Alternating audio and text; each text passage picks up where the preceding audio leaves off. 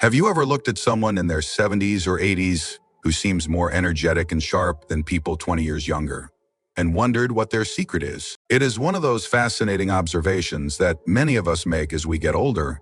Some people seem to age gracefully, maintaining their vitality and independence, while others struggle with their health and mobility at the same age. But here is the truth. Longevity isn't just about genetics or luck. It is about maintaining specific physical and mental abilities that predict how long and how well you'll live. And the good news, you can assess these abilities right now in your own home. And if you are still able to do most of them, your chances of reaching 100 years old are significantly higher than average. In this video, we're going to explore 7 specific things that researchers have identified as powerful predictors of longevity and healthy aging. These aren't just random activities, they are scientifically validated markers that indicate your body and mind are functioning at a level that supports a long, healthy life. By the time we're done, you'll know exactly where you stand and what you might need to work on to maximize your chances of living a long, vibrant life. Stay tuned until the end, because thing number 7 is something most people never think about yet. It is one of the strongest predictors of living past 100 that scientists have discovered. Now, let's get started. Number 1, you can stand on one leg for at least 30 seconds. Balance might seem like a simple thing, but it is actually one of the most powerful indicators of overall health and longevity in older adults. If you are between 65 and 80 and can still stand on one leg for 30 seconds or more, without wobbling or grabbing onto something, your body is telling you something important. Your nervous system, muscles, and inner ear are all working together efficiently, and that coordination is essential for a long, healthy life. Here is why balance matters so much. As we age, our bodies naturally experience some decline in muscle strength, nerve function, and sensory processing, but people who maintain good balance are demonstrating that these systems are still robust. When you can stand on one leg, you are showing that your brain can communicate effectively with your muscles, your core is strong enough to stabilize your body, and your risk of stabilize your body. Falling, which is one of the leading causes of injury and death in older adults, is significantly lower. A groundbreaking study published in the British Journal of Sports Medicine followed over 1,700 adults aged 51 to 75 for 7 years. The researchers found something striking. Those who could not balance on one leg for at least 10 seconds had an 84% higher risk of death from any cause compared to those who could. The difference was dramatic and independent of other health factors. Take Harold, for example. He is 71 and had always considered himself reasonably healthy. He walked regularly, watched his diet, and stayed active, but one day his daughter challenged him to stand on one leg. During a family gathering, Harold tried and wobbled immediately, barely making it past 8 seconds before putting his foot down. Everyone laughed it off, but Harold felt concerned. He'd never thought about balance as something important, but after reading about the connection between balance and longevity, he decided to work on it. He started practicing every day, standing on one leg while brushing his teeth, holding onto the counter at first, then gradually letting go. Within 2 weeks, Harold could balance for 15 seconds. After a month, he hit 30 seconds. After 3 months, he could easily hold the position for 45 seconds on each leg. Even more surprising, his confidence improved dramatically. He felt more stable walking on uneven surfaces, hiking with his grandchildren, and even noticed his posture was better. And the wonderful thing about balance is that it can be improved at any age. You can practice by standing on one leg while doing daily activities like washing dishes or talking on the phone. Start by holding onto something for support, then gradually let go as you get stronger. Even a few minutes of practice each day can make a significant difference. If you can already stand on one leg for 30 seconds or more, congratulations. Your body is functioning at a level that predicts a longer, healthier life. If you can't quite make it yet, don't worry. Start practicing today, and you'll be amazed at how quickly you improve. Number 2, you can get up from the floor without using your hand. This simple movement test reveals an enormous amount about your overall functional fitness and longevity potential. It is called the sitting rising test, and researchers have found it to be one of the most accurate predictors of mortality in older adults. If you can sit down on the floor and stand back up without using your hands, walls, or furniture for support, your musculoskeletal system is in excellent shape. The sitting rising test measures several critical components of health at once: flexibility in your hips and ankles, muscle strength in your legs, and core balance and coordination and body awareness. Losing points on this test, which happens when you need to use your hands or knees for support, indicates declining functional capacity, and that decline is strongly associated with shorter lifespan. A landmark study published in the European Journal of Cardiovascular Prevention followed over 2,000 adults, aged 51 to 80 for 6 years. Participants were scored on their ability to sit and rise from the floor, with points deducted for using hands, knees, or other support. The results were remarkable. Those who scored lowest on the test had a 5 to 6 times higher risk of just 6 times. And during the study period, compared to those who scored highest, the test was more predictive of longevity than traditional measures, like blood pressure or cholesterol. Take William, for example. He is 68 and had been feeling his age more and more. He'd get stiff after sitting for a while, his knees ached, and he avoided sitting on the floor entirely because getting up was such a struggle. One day, his grandson asked him to sit on the floor to play with toy cars, and William had to decline, feeling embarrassed and sad. He realized he'd lost an ability he once took for granted. Concerned about what this meant for his future, William decided to take action. He started doing gentle yoga and flexibility exercises. At home, he worked on squats, holding onto a chair for support, and practiced sitting on the floor and using less and less hand support to get up. The first few weeks were humbling. William needed both hands and a lot of effort just to get off the floor, but he kept at it. After a month, he could do it with just one hand touching the ground. After 3 months, he managed to rise using only his fingertips for the slightest balance. After 6 months of consistent practice, William could sit down cross-legged and stand back up without any hand support at all. He felt like he'd regained 10 years of functional ability.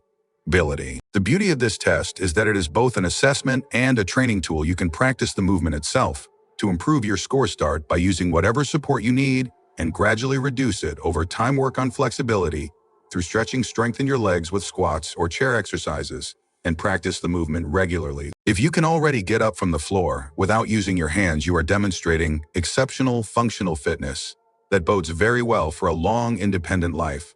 If you can't quite do it yet, make it a goal to work toward your future. Self will thank you. If you are still watching this video and finding these insights valuable, please comment number 2 below to let me know you are here. And if you haven't subscribed yet, I recommend you subscribe and turn on the bell so you don't miss any videos. Your support helps us continue creating good content to inform and inspire you. Now let's move forward. Number 3, you can walk at a brisk pace without getting winded. Walking speed is often called the 6th vital sign by geriatric researchers, and for good reason. Your comfortable walking pace, especially whether you can maintain a brisk speed without becoming breathless, reveals critical information about your cardiovascular fitness, muscle strength, and overall vitality. If you are between 65 and 80 and can still walk quickly and confidently, you are showing that your body is operating at a level associated with exceptional longevity. The reason walking speed matters so much is that it requires multiple body systems to work together efficiently. Your heart and lungs must deliver oxygen to your muscles. Your muscles must be strong enough to propel you forward. Your nervous system must coordinate the complex movements, and your metabolism must provide sustained energy. When all these systems are functioning well, you can walk briskly. They're declining, your pace slows down. Research published in the Journal of the American Medical Association analyzed data from over 34,000 older adults across 9 studies. The findings were clear. Those who walked faster than 1 meter per second, about 2.2 miles per HR, had substantially longer life expectancies than slower walkers. In fact, walking speed was such a strong predictor that researchers could estimate life expectancy with remarkable accuracy based on this single measure. Take Eleanor, for example. She is 73 and had noticed over the past few years that she couldn't keep up with her walking group anymore. Her friends would stride ahead while she lagged behind, feeling breathless and tired. She'd have to stop and rest after just a few blocks when she used to walk for miles without thinking twice. At first, she blamed it on getting older, but then she felt frustrated and worried. Was this just inevitable decline? Her doctor explained that walking speed reflects overall health and encouraged her to work on improving it. Eleanor started a simple program. She walked every day, gradually pushing herself to go a little faster and a little farther. She also started doing leg strengthening exercises at home: squats, calf raises, and lunges. Within a month, Eleanor noticed she could walk a bit faster without getting as winded. After 2 months, she was keeping up with her walking group again.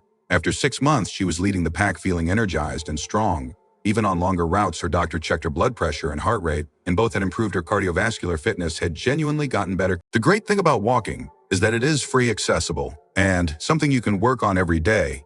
Try timing yourself walking a set distance, or count how many blocks you can walk in 10 minutes without stopping. Gradually challenge yourself to go a bit faster. If you feel breathless, slow down, but keep working on extending the duration and speed over time. If you can walk briskly right now without getting winded, you are demonstrating cardiovascular health that strongly predicts a long, active life. If your pace is slowed, don't accept it as inevitable. Start walking regularly, and you may be surprised at how much you can improve. Number 4.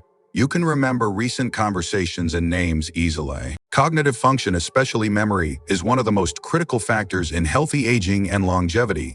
If you are between 65 and 80 and can still remember conversations you had yesterday, recall the names of people you've met recently, and keep track of appointments and tasks without excessive difficulty, your brain is functioning at a level that suggests you'll not only live longer, but maintain your independence, dense and quality of life.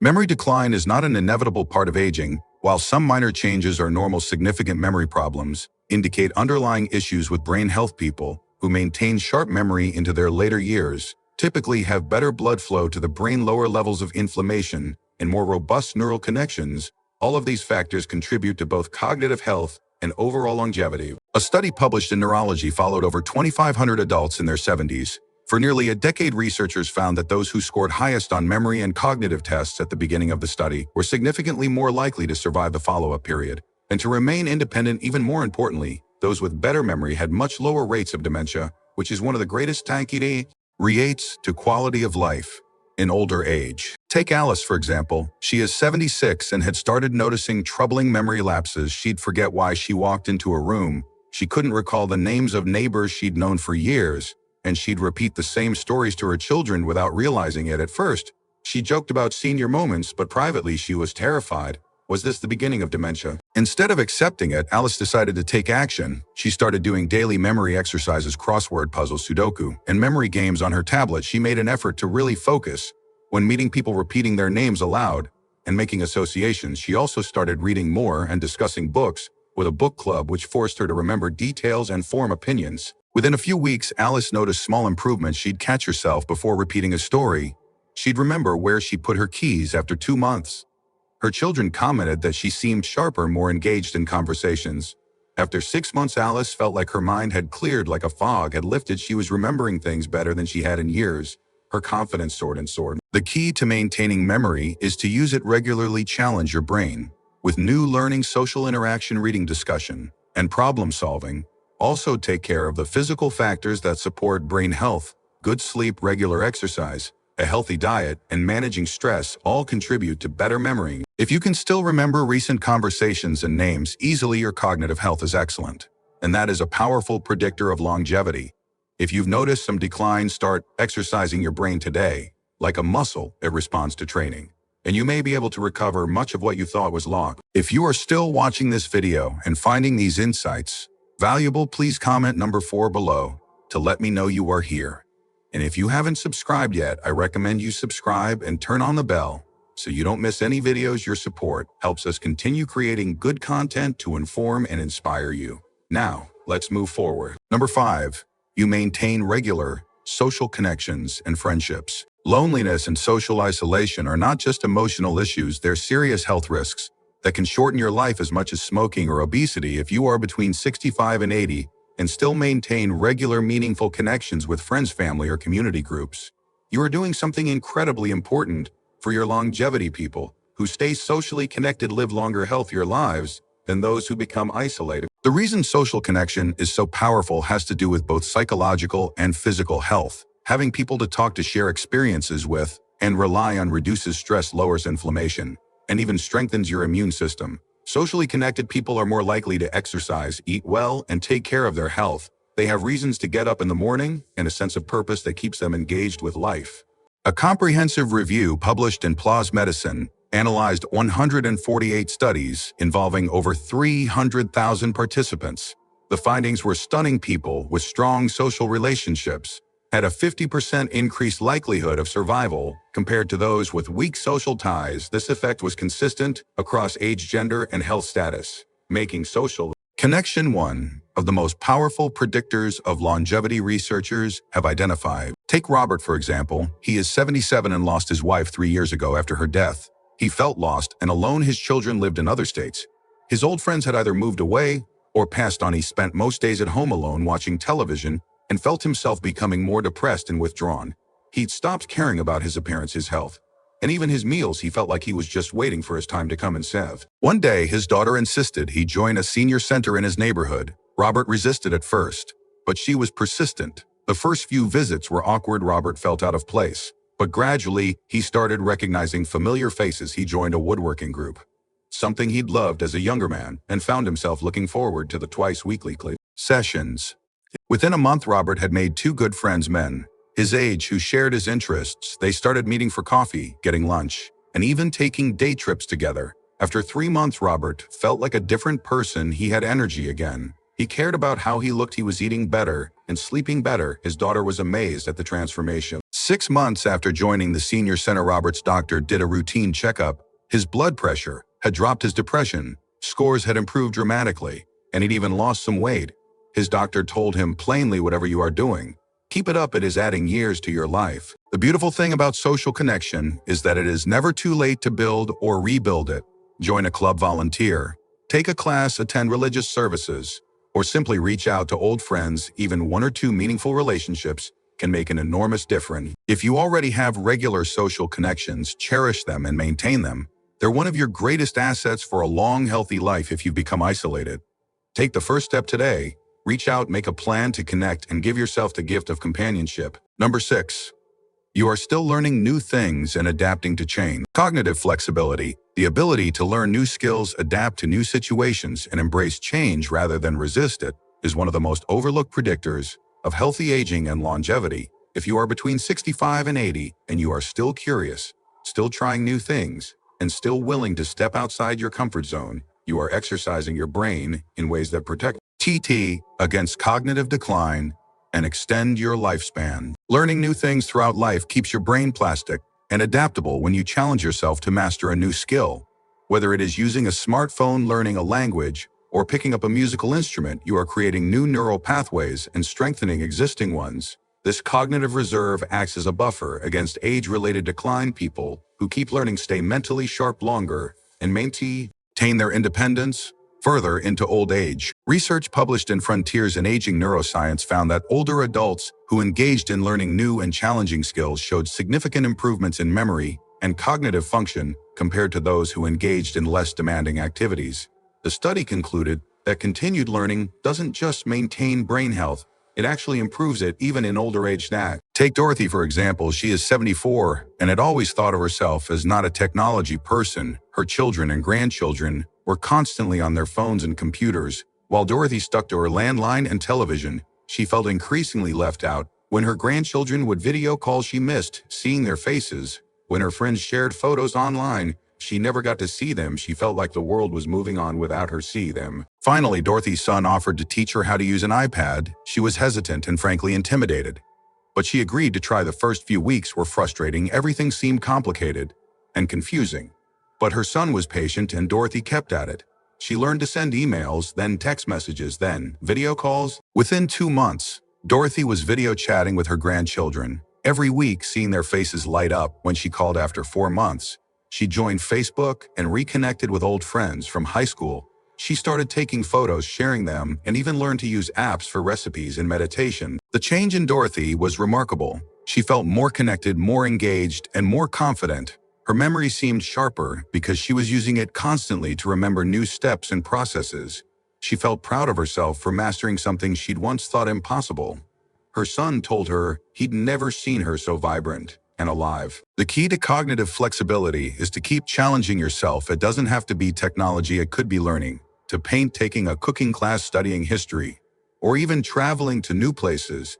The important thing is to push beyond your comfort zone and embrace the discomfort of being a beginner. If you are still learning new things regularly, your brain is staying young and flexible, and that predicts both longevity and quality of life. If you've fallen into a routine of sameness, challenge yourself to learn something new this week. Your brain will thank you with sharper thinking and potentially years of added life. Number 7, you sleep well and wake up feeling refreshed. Sleep quality is one of the most underestimated factors in healthy aging and longevity.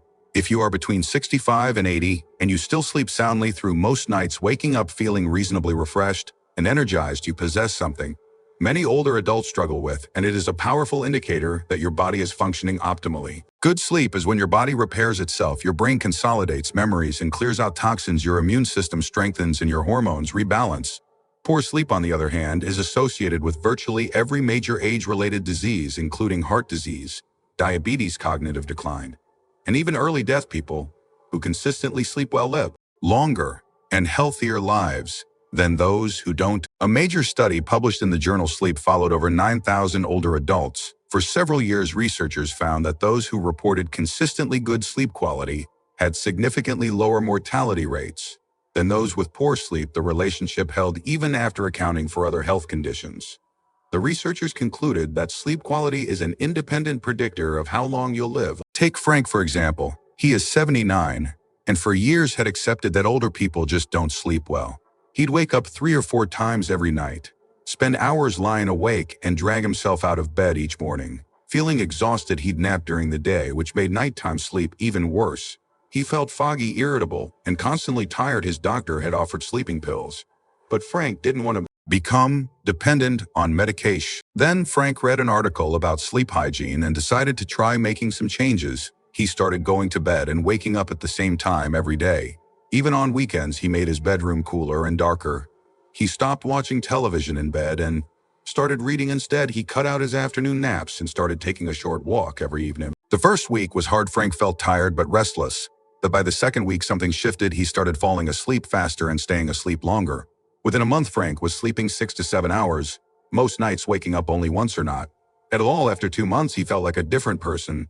His energy was back, his mood improved, his memory seemed sharper, and he felt genuinely enthusiastic about his day. His doctor was impressed. At his next checkup, Frank's blood pressure had improved, and he'd even lost a few pounds. His doctor told him that better sleep was likely adding quality years to his life. The wonderful thing about sleep is that it can often be improved with simple changes: consistent sleep schedule, regular exercise, limiting caffeine and alcohol, creating a cool, dark, quiet bedroom, and managing stress can all make a significant difference. If you are already sleeping well and waking refreshed, you have one of the most valuable health assets there is. If your sleep has been poor, don't accept it as inevitable. Try making changes and consider talking to your doctor about underlying issues that might be interfering with your sleep. Final thought.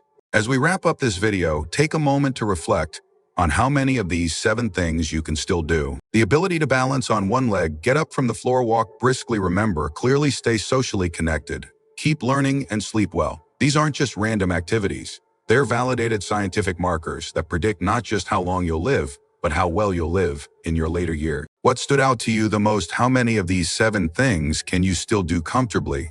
Which ones have you noticed declining? And which ones do you plan to work on? Maybe you can do 5 out of 7, and now you have a clear roadmap for what to focus on. Maybe you've been neglecting your social connections, but now you see how critical they are. Or maybe you've been accepting poor sleep as inevitable, but now you realize it is something you can and should address. The beautiful truth is that almost all of these abilities can be maintained or even improved at any age. It is never too late to work on your balance, start a learning project, reconnect with old friends, or improve your sleep habits. Every positive change you make increases your chances of living a longer, healthier, more independent life. We'd love to hear from you. Leave a comment below and share how many of these 7 things you can still do and which one you are most motivated to work on. Your thoughts are important to us, so don't hesitate to share them. Reading your comments gives us great motivation and encouragement. If you enjoyed this video and found it helpful, please like, subscribe, and share. Your support helps us continue creating good content to inform and inspire you. Thanks for watching, and we look forward to seeing you in the next video.